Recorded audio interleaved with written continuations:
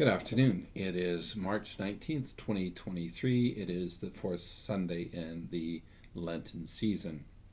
And today our readings remind us to take a long, hard look at how we understand our ability to see, our ability to reflect on our spiritual sight, not just our physical sight. The story of the man born blind brings to mind that whole sense of loss of sight and how important sight is to all of us in our lives. But at the same time, there is that question of, so what about seeing with the eyes of God instead of seeing with our human eyes? Oftentimes, you and I take a look at each other and we pass judgments. You know, we comment on the hairstyle of the other person, or we comment on the young woman's makeup, or possibly the way they're dressed. But that's looking with these eyes, these very, very physical eyes. But can we stop for a moment and actually reflect on how God sees us? And what does God look for when God looks at us? God looks beyond the physical. This is just a shell. At the end of the day, it's going to wear out, it's going to fall apart, and it will be replaced by something very, very beautiful, the resurrected body. The resurrected body, again, is not that important. It's the soul, the spirit. That's what is important. And that's what God looks for when God looks at each and every one of us. God looks to us and goes, oh, this is my child, in whom I am well pleased. And so we need from time to time to reflect upon our understanding of how God sees us. When I stand in front of the mirror and I look at myself, I see blemishes, I see faults, I see, all kinds of craziness, right? My hair doesn't look the way I want it to look. Um, you know, uh, you know, you know how it goes. My eyebrows aren't even. I've always wondered why they were so bushy. And at the end of the day, God doesn't care about that stuff. God's more concerned about my heart. God's more concerned about how I love my neighbor. God's more concerned about how I love God above all things. The great challenge that you and I have is to find those spiritual eyes, to look around and see in the way that God sees. When I look at my neighbor, do I see a child of God? Do I see somebody that God loves unconditionally, no matter their state of life, no matter whether they're rich or poor, whether they've got the best of things or not? Do I see a child of God? And do I honor them as a child of God? Do I respect them? Do I look at them with love? And that's one of the things that we fail at very much, very greatly.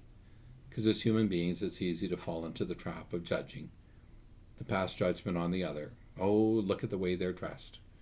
Well, I wouldn't be caught dressed like that. And it goes on and on and on. But it calls to mind a sense of understanding reverence. It calls to mind a sense of having reverence for the other person, and also our reverence for God. I know one of the biggest issues in the church today in North America is lack of reverence. People wander into the church and, we forget to genuflect to the tabernacle. We forget to bow or genuflect when we pass in front of the tabernacle. We wander in and plunk ourselves down in our seats, and we may or may not be dressed appropriately.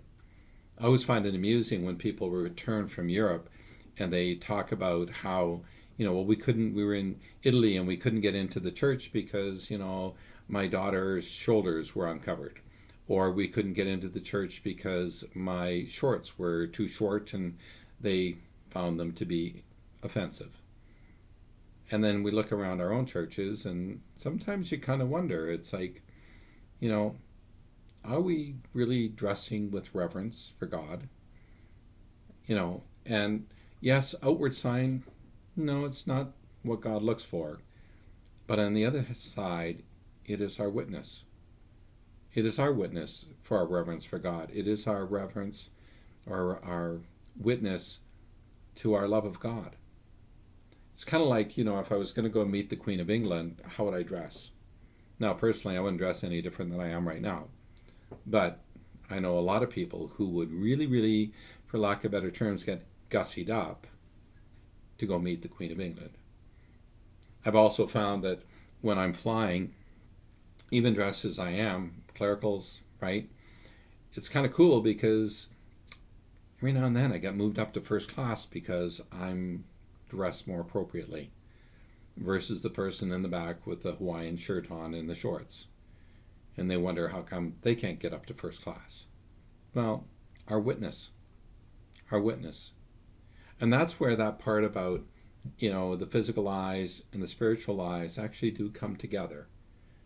Because the physical eyes and the spiritual eyes need to understand the importance of being a witness, to be a proper witness to God, and to be a proper witness to our relationship with God. No, I'm not saying that everybody has to get really, really, really dressed up for Mass, and I'm not saying that they have to wear ties anymore and ladies have to wear dresses. But there are some times when you wonder, maybe we should get dressed up a little bit.